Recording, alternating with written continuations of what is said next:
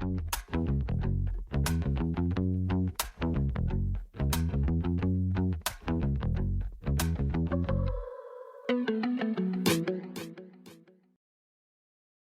my name is David Oles, and I'm your co-host for Mississippi Happenings podcast.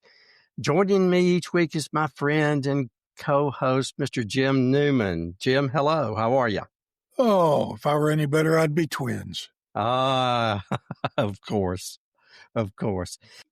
As you know, each week we discuss the kitchen table issues that all of us face in Mississippi. Not only do we discuss those issues and offer information from experts in the field and solutions or plans of actions. This week, we are again going to talk about public education in Mississippi. Our guest this week is Nancy Loome. She is the executive director of Mississippi Parents Campaign. She has held this position for the past 19 years.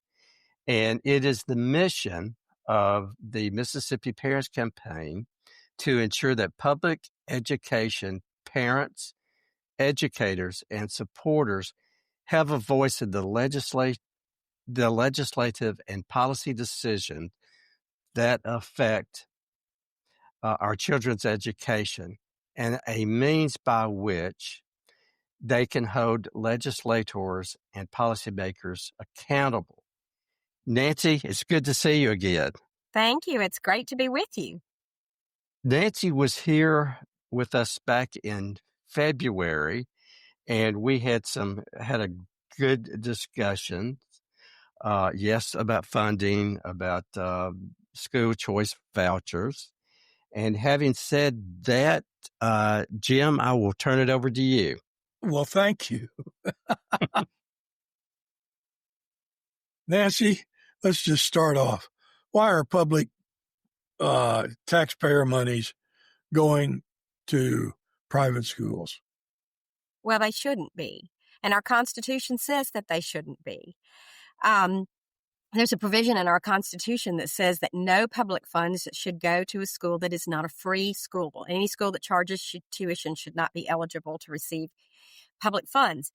But there is a push from this voucher lobby from folks. Most of it's coming from out of state, from folks that want to, for a variety of reasons, want to shift public funds away from public schools and into private schools. And there are different reasons that people have for wanting this. For example, one of the biggest advocates for school choice at the national level is Betsy DeVos. She was the education secretary in President Trump's first term. And her particular angle on this is a little unique. She believes strongly that all of our schools should be proselytizing. She believes that all of our schools should be, in essence, indoctrinating children into Christianity.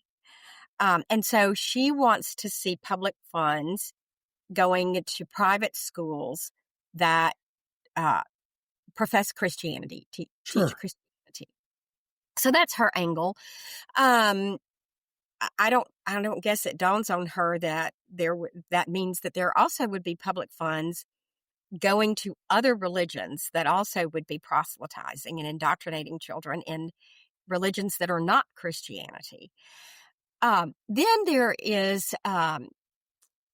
are other organizations. For example, Americans for Prosperity is one of the national groups that pushes school choice. Their angle, that is a libertarian organization. And they really don't believe that government should be involved in education generally. So they in essence believe that we should just give parents back the tax dollars that go to education and let them spend those funds however they want to, rather than having any schools that are run by a state or regulated by the state. And then there's some folks, there are a few folks who just have their children in private schools and would like for someone else to pay for it.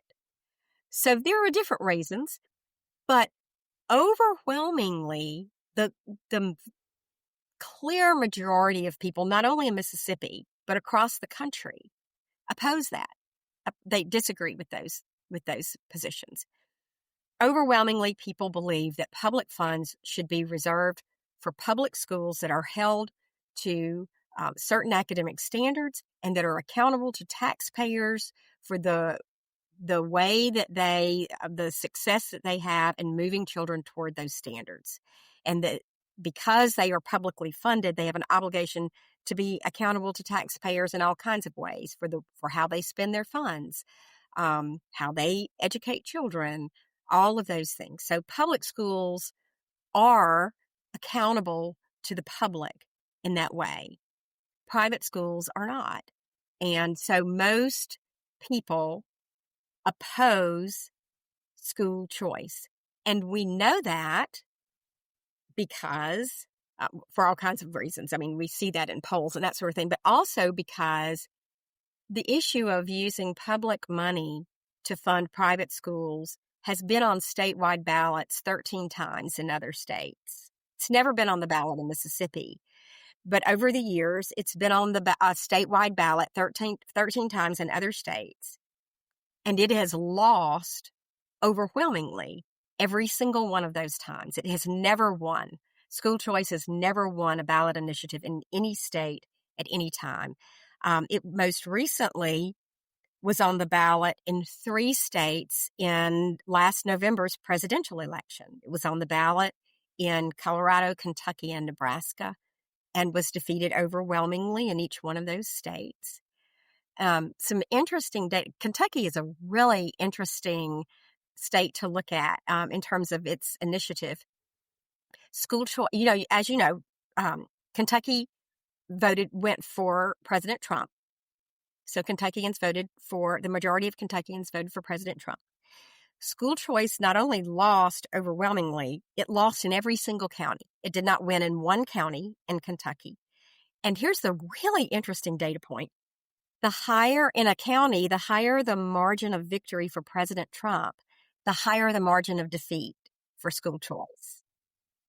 So it is clear that this is an area where even those people who are strong supporters of President Trump disagree with him on this issue. Well, you mentioned earlier that the state constitution prohibits that. Has anybody sued over this? There has been one lawsuit filed. Now, there have been lawsuits in other states, yes, but in Mississippi, where it is our constitutional provision that you're talking about, right?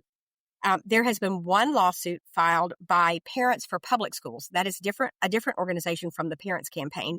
We get confused with them a lot because we both have parents in our name. And that's okay with us. They do great work. So we don't mind people confusing us with Parents for Public Schools, but we also don't want to take credit for the good work that they do. Parents for Public Schools filed a lawsuit a couple of years ago over an appropriation of federal pandemic funds that were sent to Mississippi, and then the legislature appropriated those funds for different purposes.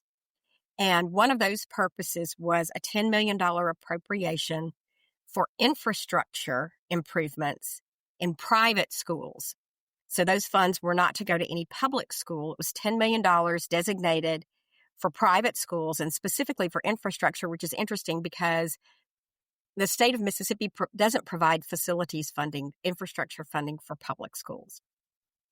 So Parents for Public Schools sued over that appropriation, and Parents for Public Schools won in the lower courts. The lower courts ruled in favor of the plaintiffs, Parents for Public Schools, that the Constitution says there shall not be any appropriation to a school that is not free. The state of Mississippi, which was the defense, appealed that to the Supreme Court, the state Supreme Court. And interestingly, the state Supreme Court, rather than ruling on the merits of the case, which were clear, I mean, the Constitution is perfectly clear about that. The state Supreme Court ruled that Parents for Public Schools which is, of course, made up of parents who have children in public schools, the Supreme Court ruled that they did not have standing to sue because they were not, there was no negative impact to them due to that appropriation, which, of course, if you're talking about ruling on the constitutionality of this constitutional provision that says funding cannot go to a private school, if public school parents don't have standing to sue, I'm not sure who in Mississippi does have standing to sue. But that was the ruling, and so the case was thrown out and not decided. Well, it seems like you need to get 3 or 4 parents who have children in public school to do the lawsuit because they will have standing. Well, that is who sued. That's who testified. That's who was testifying, were parents who had their children in public school. Was it the parents' organization? The parents' organization brought the lawsuit. There were that's parents the problem. who were testifying. Well, that's the problem. You need the parents of children to have standing because they will be the ones most affected by the loss of public funds, and that happens all around. Courts dismiss lawsuits because people don't have standing because they're not directly affected. So you got to have parents that have children, and they're the ones that have to file the lawsuits. Mr. and Mrs. Jane Doe and Betty Doe, or whatever the names are, to bring anything that's going to stand up in court. Perhaps that was the mistake. I suspect that was the mistake. I'm really interested in what you have to say about the special committee that Jed White has appointed to look into education, healthcare, and a couple of other things. Are they having any public hearings? And if they are, they're certainly not letting us know about them. So they are having committee meetings where they have invited speakers testifying. I don't think that they are opening it up as a hearing for public comment. The first meeting was held about a month ago and had only, they had 2 representatives from Washington, D.C., that came, that they said were experts in school choice, who came to present the pro-school choice side of the issue. So there was no one allowed to speak at that first meeting who was opposed to school choice. But the room was filled with people who were opposed to school choice. They are having the second meeting next week on Thursday, the 25th at 10 a.m.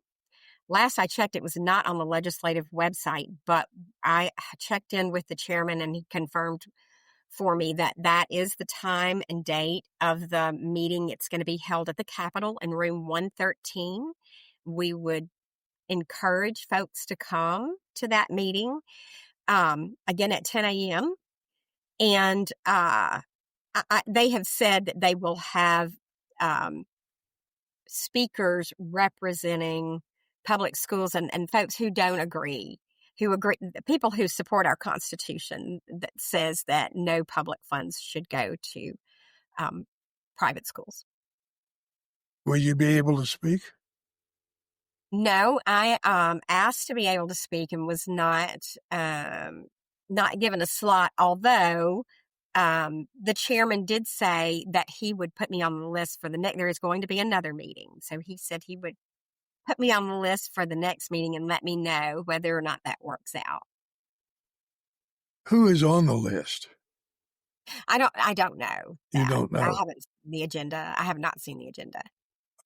There was a very interesting article in Mississippi Today from March the 9th, and it talks about Representative Trey Lamar, who's out of Senatobia, and he is the chair of the House Ways and Means Committee. And it's very interesting that, of course, he's out of Senatobia, and Senatobia is the home of Magnolia Heights, the private school, and Magnolia Heights received $386,500 through a program last year. That's a big chunk of change. Was that government money or federal government or state government? I'm trying to find out. Nancy, do you know the answer to that? I think that is probably Children's Promise Act money. And what that is a program that Chairman Lamar strongly supports and wants to increase. It is a dollar-for-dollar tax credit, not a tax deduction, but a dollar-for-dollar tax credit for donations to private schools. So in essence, the state is saying, hey, if you'll write a check to your private school, we'll pay you back. And, pretend like you paid your taxes. And not act like, not force you to, but we'll reduce your tax bill by the amount of the check that you write to your private school. So it is public money going to private schools. The thing that the private schools love about the Children's Promise Act is that it's just a donation. So not only is there no accountability for it, they don't even have to enroll a student. There's zero strings attached to that. When you think about all of the regulations and oversight and scrutiny that is given to public schools for every penny that they spend, the way that they educate children, their outcomes, that sort of thing, the disparity is absolutely enormous there. But this program, I would love to tell you about how this program came to be and what has happened with it since then. Say, Nancy, could you tell us about this program? I would be glad to tell you about this. So in 2019, there was a bill that I believe it was the bond bill. It was a tax bill. It was not anything related to education. It did not come through the Education Committee, so it was not on our radar. But I do remember when it was described on the floor of each chamber. And on the floor of each chamber, this bill was described. It was the Children's Promise Act. And members of the legislature were told that this was a wonderful program that was going to provide tax credits for donations to organizations that serve and support children in foster care. For example, Methodist Children's Home, Baptist Children's Village, these wonderful organizations that house and serve children in the foster care system. So, of course, who would oppose that? Yes. One did. What they were not told was that there was a provision written in, and the program was to be capped at a maximum of tax credits, a maximum of $5 million in tax credits for the year, per year. So, what the members of the Senate and House were not told in 2019 was that there was a provision written into the legislation that said that half of those tax credits would go to private schools, would be designated for donations to private schools. Now, they made it look as if these were private schools who were serving this certain population of children, because they said in the legislation, it said that a private school could qualify to receive the maximum allowable amount in tax credited donations if they met one of three provisions. One of the provisions was that they served a student. There was no minimum, so one student who was in foster care. That was one way, if a private school served one student who was in foster care. enrolled one student. The other way was if the school enrolled one student who was economically disadvantaged or qualified for free or reduced price lunch. So if the school did one of those two things, or if the school served one student who had a chronic illness or disability. So that could be a food allergy, it could be asthma, it could be ADHD, it could be any kind of one student who met any one of those criteria, then the school was eligible to receive the maximum amount in tax credit to donations. I can't imagine a school that does not have one of all of those kids, even in public schools. Private schools too, right? That's right. That's right. And so 100 schools qualified. Private schools qualified, right? Can all imagine. of them, basically qualified. All of them that wanted to qualified. So we didn't catch that. It wasn't an education bill. It wasn't described as anything that was sending money to private schools. And so we didn't catch it. The next year, they came back with a little technical amendment in that bill, or in a big tax bill that increased the $5 million total appropriation or total maximum tax credits by some amount. And they increased that amount for a couple of years before we caught it. By the time we caught it, the total maximum in tax credits was $18 million, $9 million of which goes to private schools. So the maximum amount that one school is eligible for is $405,000. And so we have tiny, tiny, tiny private schools that might serve 40 or 50 children who are eligible for up to $405,000 in tax credited donations that are just money that's skimmed right off the top of our public funds going to these private schools. And again, no obligation to enroll any child, no obligation to serve children with special needs, no obligation to provide any special services for those categories that they have to meet, to be eligible to participate in the program. Okay, now you just said 450,000 skimmed off the top of public funds. 405 per eligible school. It is $9 million of total tax credited donations annually. And who do they make their donations to? Private schools. They make it directly to the private school. They write a check to the private school. They sign up to get their tax credits on January 1st when it goes live. And my understanding is that the tax credits, that they apply for the tax credits as soon as the website goes live on January 1st. And my understanding is that within 10 minutes, they're all snapped up. Because private schools send out reminders at the end of the year. Don't forget on January 1st to apply to get your tax credits. Is there any way to know who's donating? No, not to know who is donating, but you can see, and that is what Mississippi Today, that's what David was referring to in Mississippi Today's report. You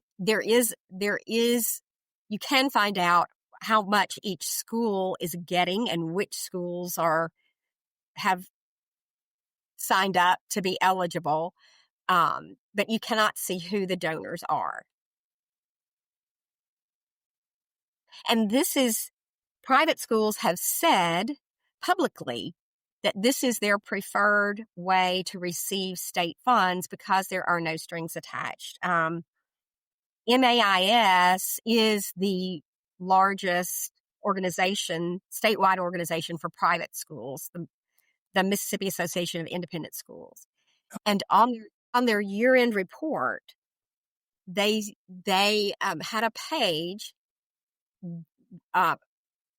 advising their people that they should not support vouchers because they were concerned that there might be some accountability that would come with a voucher for tuition. And that it actually says on that page to beware, that their folks should beware, because the school choice movement, the voucher movement, is really about equity and inclusion, and that they should oppose that, and instead they should push for tax credits for donations to private schools. How many of these schools are we talking about?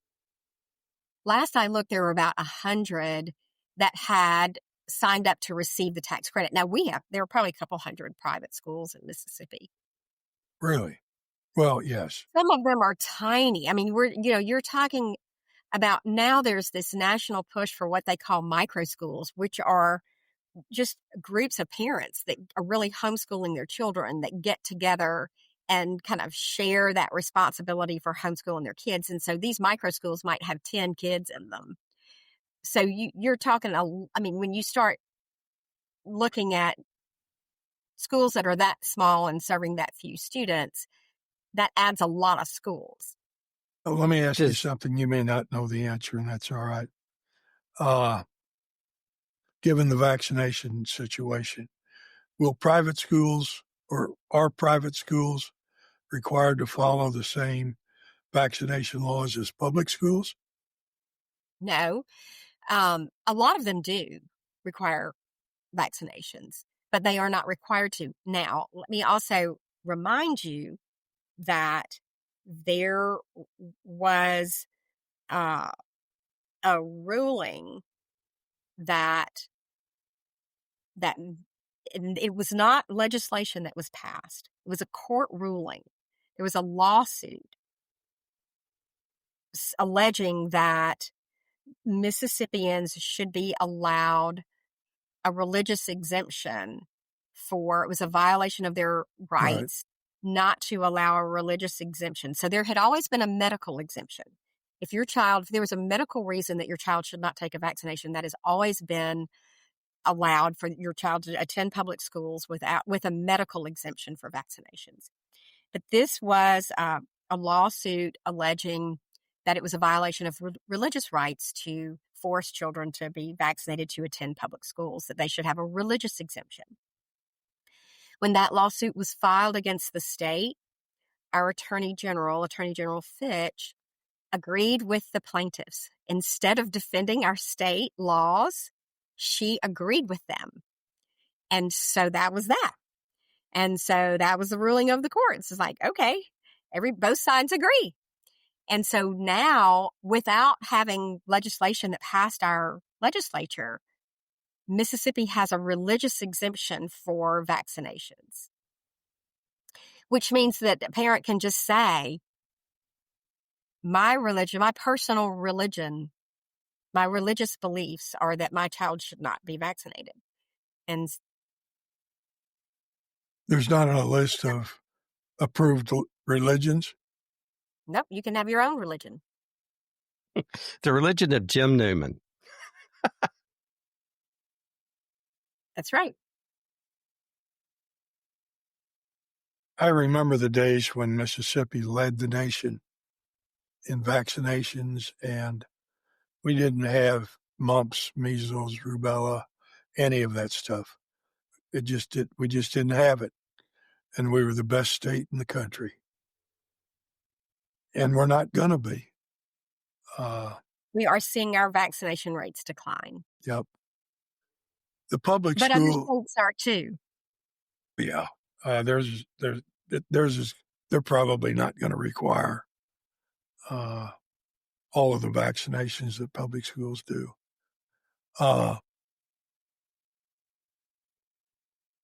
In this upcoming legislature, have we got any senators or legislators that are on our side? Oh, most of them. Yes. Yes. Well, then how does this keep going on? Well, our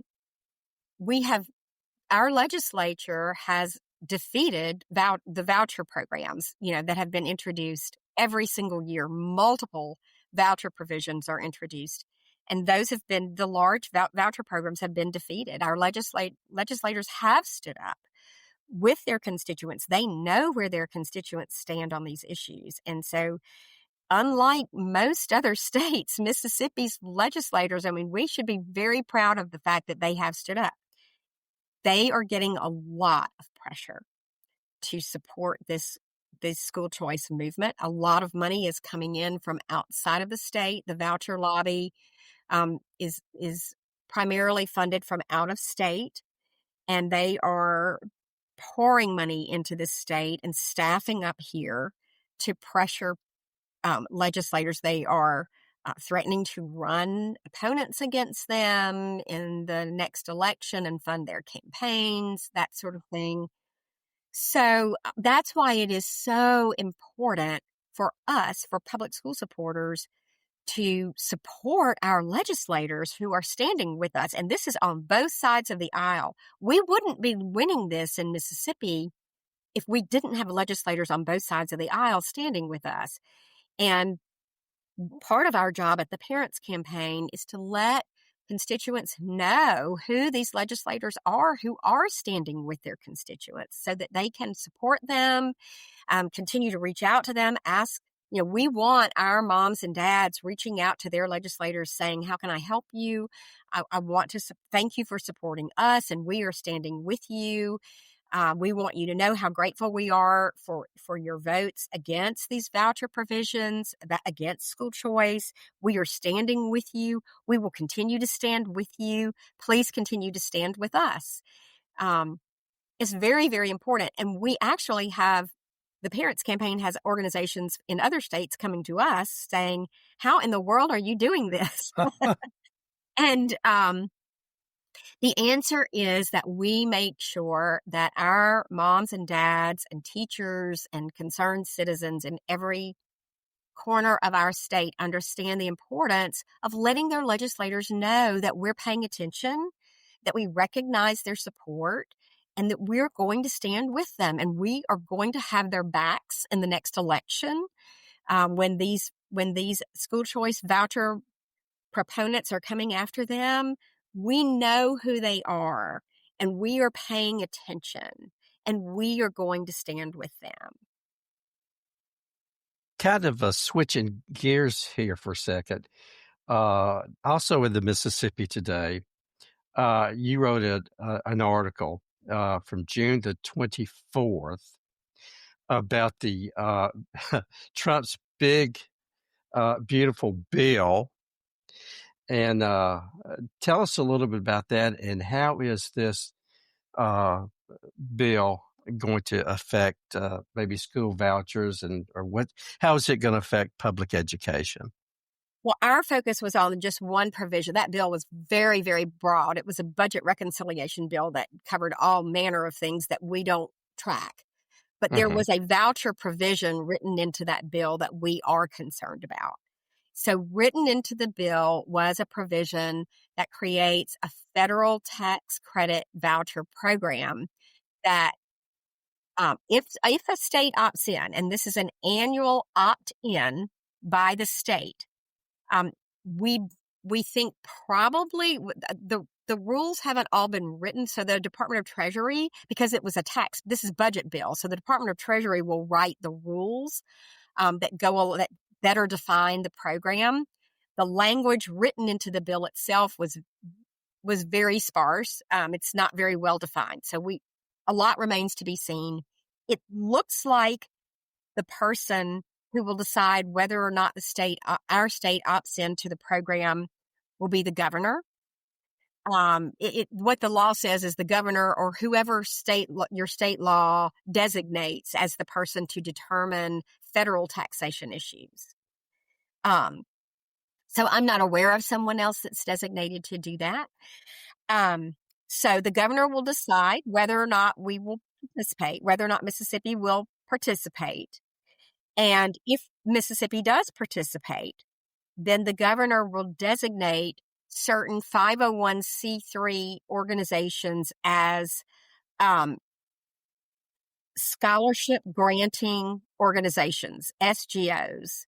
These will be 501c3 organizations that will receive the tax credited donations and then decide which students will get those scholarships.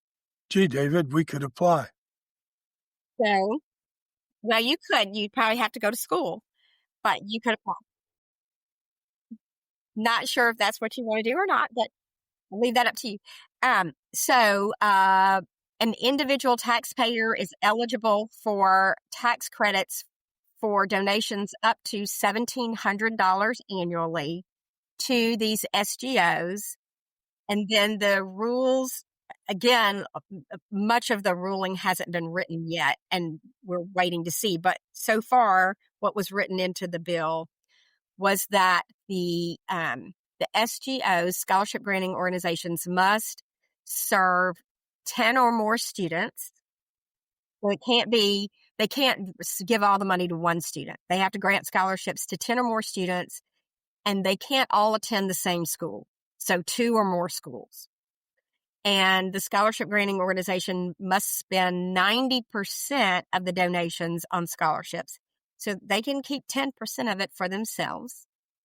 And beyond that, can pretty much decide the size of the scholarships. They don't all have to be the same size. I mean, they can pretty much write their own rules unless the Department of Treasury comes back and defines it further.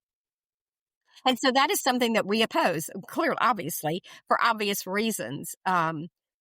We oppose public money going to private schools. We think what we believe is that any school that receives public funds, they all should go by the same rules. They all should be subject to the same rules. And it's so interesting that some of the proponents of school choice like to talk about competition and the benefits of competition, except that the rules are completely different.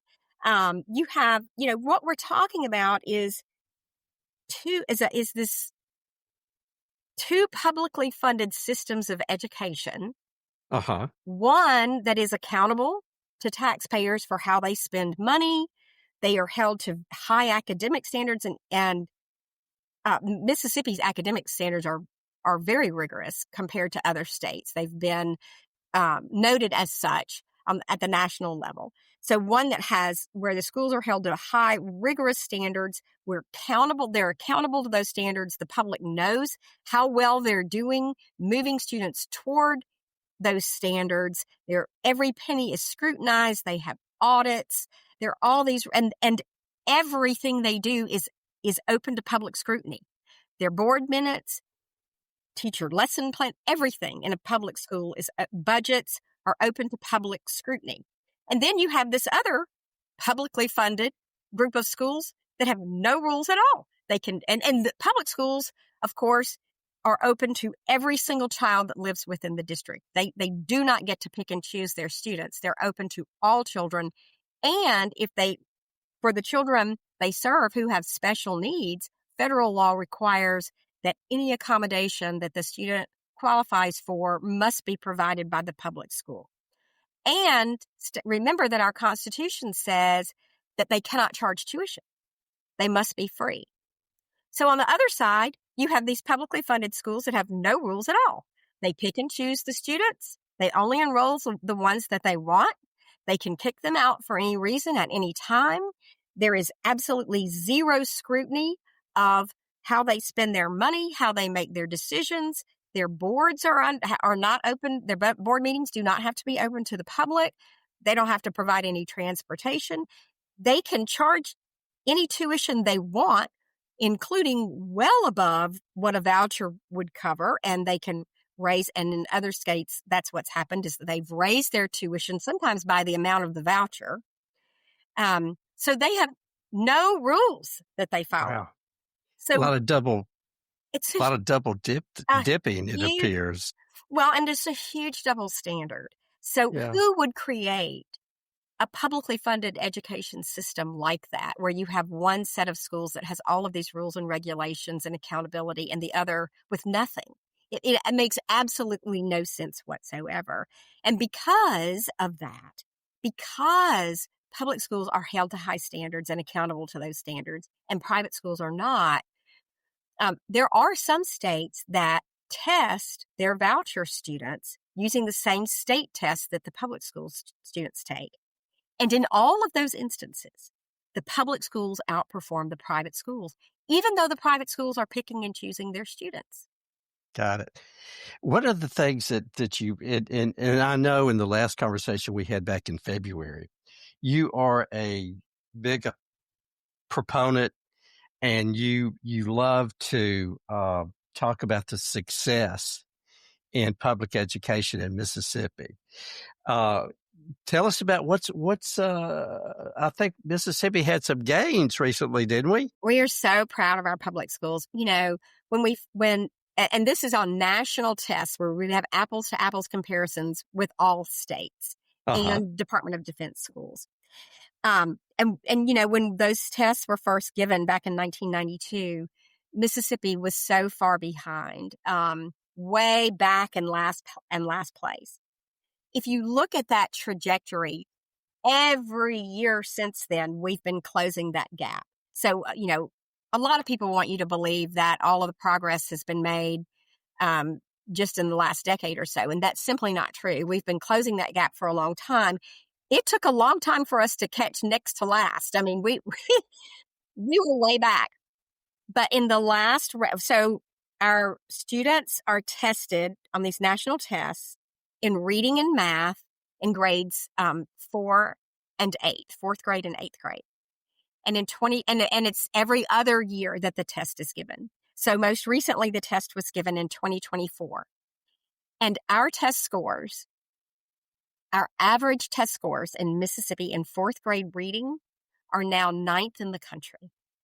And that includes Department of Defense schools. And so if you only look at states, we're 8th in the country. There are only 7 states that have a higher average test scores than we do in 4th grade reading. We are 16th in math, in 4th grade math. So again, Department of Defense is one of those. If you look at only states, we're 15th. So only 14 states score higher than we do in math. We're so proud of that. Our teachers and students are doing such a good job. And again, they've been closing that gap for a really long time. And it's another reason that folks all across Mississippi are so proud of, they love their public schools. And as y'all know, our public schools are the cornerstones of our communities. You know, there is absolutely no exception in Mississippi to the fact that where we have strong, thriving communities, we have strong, thriving public schools. And where we have struggling public schools, we have struggling communities. And so our city leaders have recognized this. They understand the threat, that this school choice threat is not just to their public schools, it's to their cities. It's to their whole communities.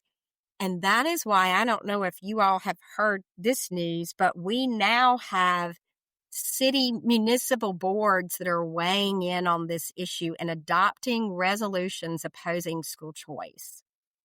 Wow. So these resolutions have now passed in 3 municipal boards unanimously. Clinton, Pearl, and Florence have now passed resolutions opposing school choice and urging their delegations, the state legislature, and Governor Reeves to oppose school choice and to invest in public schools. Well, let me ask you, since they're doing that, excuse me,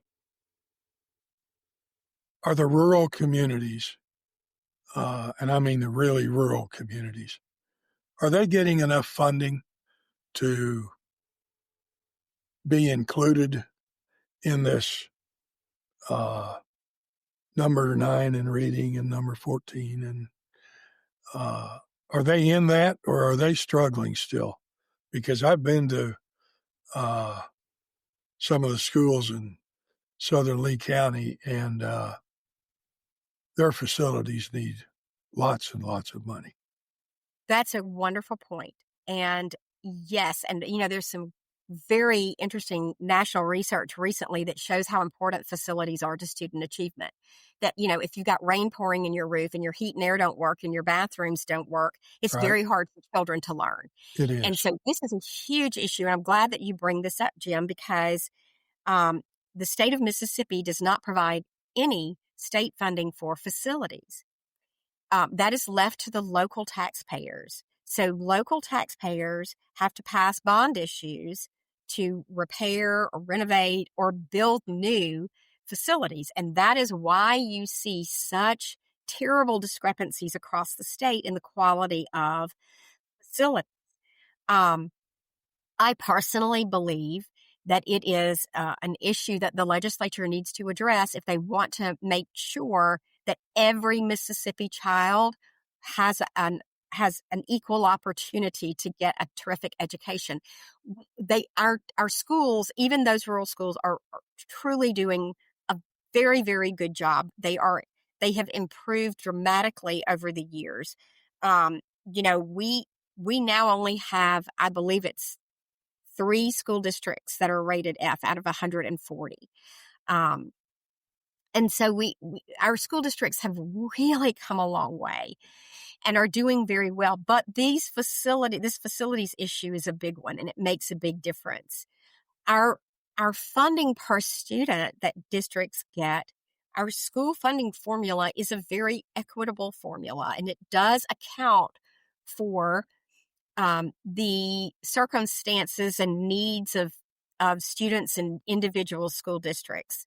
For example, districts with high poverty rates get additional funding for that, because we know that children who grow up in homes that don't have a lot of resources to provide them in terms of print materials or maybe a high quality pre-K education and that sort of thing start out behind and need some additional help in school to catch up and level the playing field. Children with special needs need additional funding. There are lots of different reasons why districts children who don't speak English and need help learning our language so that they can learn well. School districts need extra resources to provide that level of education for those children. And our funding formula does a good job of providing for those individual needs, but we do not do a good job on the facilities front. And as you say, the discrepancy is very real. And it's disappointing that we would be okay with Mississippi children going to school in facilities where the heat and air units don't work, or the bathrooms aren't operational, or the roof leaks. I mean, that's third world stuff, and we should not be okay with that. Yeah, I've been in a classroom where it was raining and there were buckets to catch the water, and the bathroom facilities were rusted, and Right. kids don't get good educations. They get the attitude that nobody cares. It's a terrible message to send our children. It really Of course is. it is. And those communities want to provide for their children, but we have places in Mississippi where a mill just doesn't produce enough. They could pass a bond issue, and it would never raise enough money to provide the kind of maintenance that they need on their facilities, or certainly not build a new facility. So I think in those cases, the state should step in and help. Yeah, we've got so many small towns that do not have a big enough tax base that they need extra help. And it seems to me that the state does not make any exceptions for those particular cases. But they need to, because... And saying, oh, we'll let them go to a different school district if their parents can provide their transportation over there every morning and every afternoon. I mean, that is such an absurd way to pretend that we are addressing struggling schools, is to say, yes, parents, if you can transport your children twice a day to and from school, we'll let you go somewhere else. We're going to leave all these other children over here in a facility that is disgraceful, but we're going to pat ourselves on the back and pretend that we've done something great for children who are in struggling schools. It is insincere, and it is just absurd. And to think that those children are A, going to be admitted into a private school, or B, be able to pay the difference between what a voucher would pay and the tuition that is charged, or C, be able to find a private school that will meet their children's special needs or the needs that they have for intervention or whatever it is, that's just not reality. And that's what we're seeing in these other states that pass these school choice provisions, what we are seeing in other states is it's a boon for more affluent parents who already have their children in private schools. In states that pass these voucher programs, overwhelmingly, the vouchers are going to families whose children already were enrolled in the private schools before the voucher law passed. So the state is just writing a check to pay the tuition of kids who were already in private schools and whose parents already had the means to pay for that private school. The state sees no benefit at all. There's no change. They're just writing a check to pay the tuition of a child who was already attending private school. One of the things I've heard, I don't know whether you have, but what I've heard more than once is that many of the private schools, the student population is made up of anywhere from 25 to 50% scholarships. And I don't know those numbers. I don't know that. I didn't know whether you'd heard anything or had any of those facts. But even if they're on scholarships, they receive a voucher. Yes. The money follows. Yes. So yes. I wouldn't call that a scholarship, but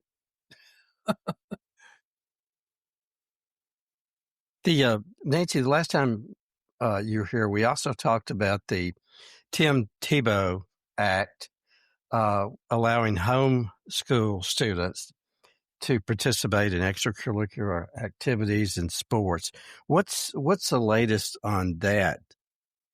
That is a provision that is still being pushed by the school choice proponents, but it is something that is widely opposed in Mississippi by voters. What the bill does is allow children who are being homeschooled to participate in public school activities.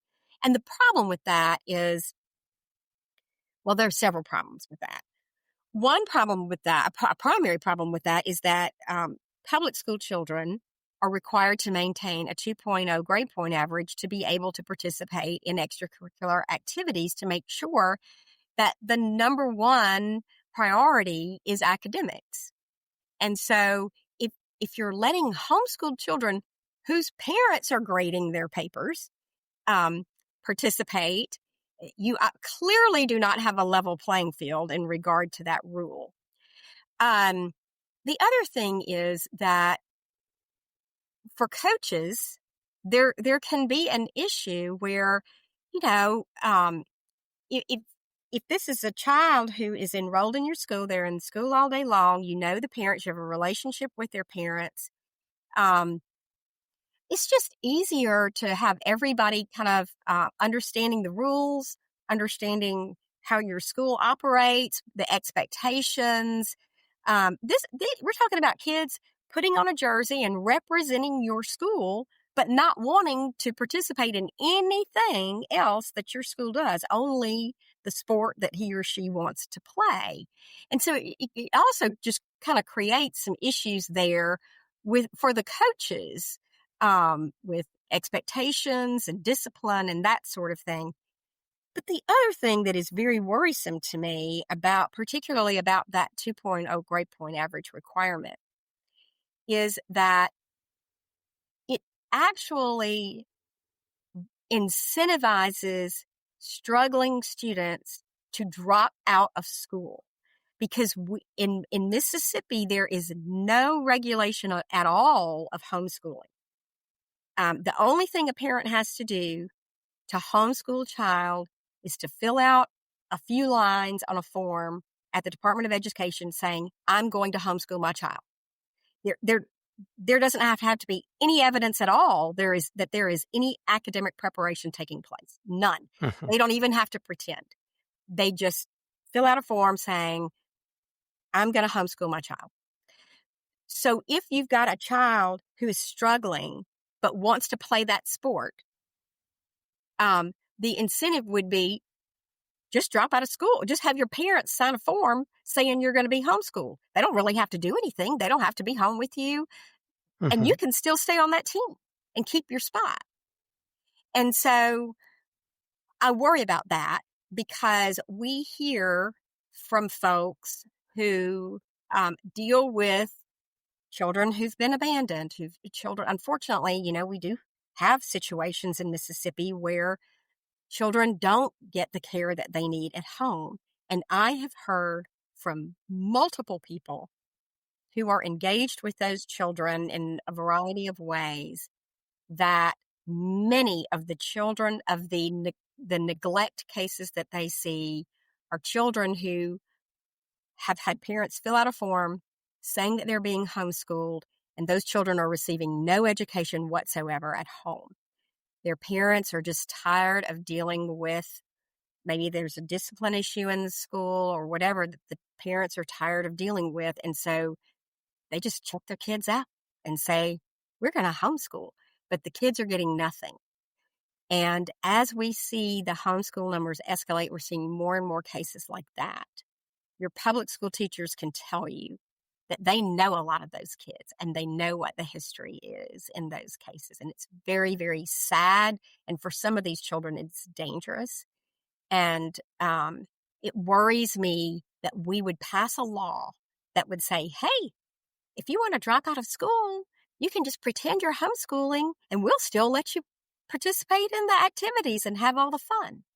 I think that is a very dangerous road for us to go down.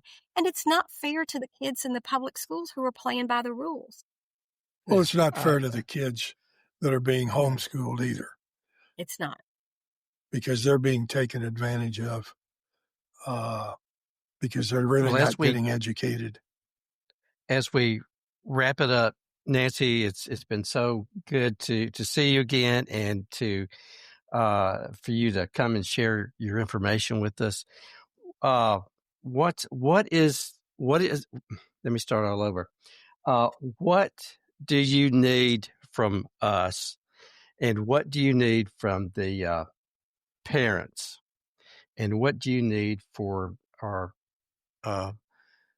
leaders? What do you need from them, from all of us, to help save public education? So we need to make sure that legislators understand that their constituents oppose school choice, that they support strong investments in public schools, fully funded public schools, decent facilities for every child, high-quality pre-K experiences for our children. And the only way that legislators are going to know that for sure is if our folks call them. They need to hear from their constituents at home. And we especially encourage our folks who know that their legislators are supporters of public schools. Please don't take them for granted. Let them hear from you. They need to know that you recognize their support and that you are standing with them, and that as this voucher lobby is coming after them, you will have their backs. We encourage cities to pass these resolutions. We encourage people to write opinion pieces in their newspapers in support of public schools and opposing school choice, and call the governor, the Speaker of the House, the Lieutenant Governor, and by all means, call your legislators. And if you want to know how to reach them, go on our website at msparentscampaign.org. We've got a web page for each school district that has all of your legislators who represent your school district and their contact information and their voting records. But let them hear from you. And if you have questions about that, call us. You can Google a parents campaign. You'll find us and give us a call. And we would love to engage you in what we are doing to support your public schools and those terrific legislators who year after year after year have been shutting down the school choice movement and deserve our thanks and praise. Can parents join the parents campaign? All they have to do is sign up to get our notifications or follow us on social media. There's no cost for any of our services. We are nonpartisan and we are a nonprofit organization that we're funded through donations and that sort of thing. And so there's no cost to participate, but we would love to have folks join our effort. Good. I've enjoyed it. I've learned a lot. Well, I've loved being with you. Thank you. All right, Jim. We need to talk a little about something else that's a subject very dear to your heart.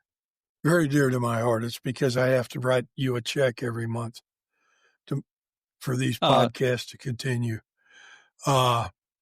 Yes, folks, podcasts do cost money, and we have a few contributors, not nearly enough to cover the total expense, but David and I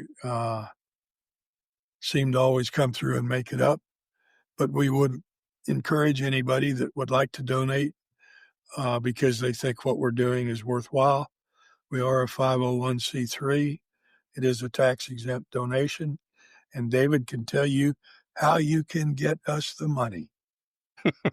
And just for clarification, those checks are made out to Mississippi Happenings. Yes. There's several ways that you could donate. And yes, we do want you to subscribe. Yes, we do want sponsors. And yes, donations are extremely appreciated. We have a Cash App. It's the $ Mississippi Happenings. We have a PayPal, which is at MS Happenings. And yes, you can also now make donations on our website, which is mshappenings.org. So yes, we would love to hear from you. Yes, as far as donations, but we do want to hear from you. We want to hear things that you like about our program, things you don't like about our program, things that are just so. We do want to hear from you. The next episode, we are going to talk in depth with Kat O'Shea, and she's going to share with us Trump's big, beautiful bill, which we talked briefly today, but she's going to go and break it down for us as well. So thank you for listening. Thank you for being here. Thank you for watching. And as always, may we never become indifferent to the suffering of others. Thanks so much.